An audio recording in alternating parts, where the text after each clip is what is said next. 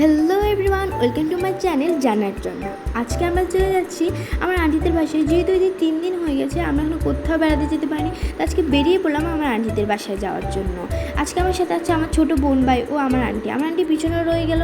একটু যেতে না যেতে আমার ছোটো ভাই আবার বায়না দিল চিপস খাবে, দেখতে পাচ্ছ অনেক কিছু, কিন্তু আমার আন্টি তো দেবেই না, যেহেতু ছোটো মানুষ তাই ওই বাইরের জিনিস খেলে পেটে ব্যথা করবে। তা আমি ওকে সামনে নিয়ে চলে যাচ্ছিলাম, পিছনে পিছনে আমার বোনটা আসতেছিলো, আমরা তিনজনে হেঁটে হেঁটে যাচ্ছিলাম।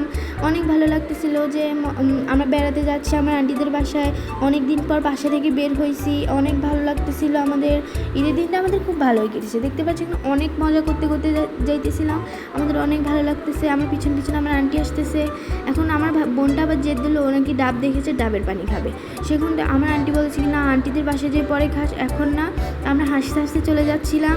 এখন দেখতে পাচ্ছ আর একটু পরে আমরা গাড়িতে উঠে পড়বো। দেখো এখন অনেক ভালো লাগতেছিল, দেখুন আমরা গাড়িতে উঠে পড়েছি, অনেক ভালো লাগছে, চারদিকে অনেক সুন্দর লাগছে। দেখতে পাচ্ছ কীরকম ভালো লাগছে আমাদের থেকে। এখানে একটা বড় হাসপাতাল দেখা যাচ্ছে, রাস্তার জন্য পাশে কলা গাছ, কোনোগুলোতে কলা ধরে আছে, কোনোগুলোতে থোড় ধরে আছে। অনেক বাইরে বৃষ্টি হইতেছে। আর এখন চলে এসেছি আমরা অলরেডি আমাদের এখানে বাসায়। এখানে দেখে অনেক খাবারের বন্দোবস্ত করা হয়েছে, অনেক কিছু রান্না করা হয়েছে। আমার আন্টি অনেক কিছু, যেহেতু অনেক অসুস্থ তারপরে উনি অনেক কষ্ট করে এগুলো করেছেন, তাই অনেক ভালো লাগতেছে। অনেক কিছু রান্না করেছে, চিংড়ি মাছ, এখানে গরুর মাংস, আরও অনেক কিছু রান্না করেছে। আর দেখো ওখানে আমার অনেক ভালো লাগছে। আমার ছোটো ভাইটা তো কোনো খবরই নেই। তো আজকে এই পর্যন্তই, আল্লাহ হাফেজ, সবাই ভালো থেকো।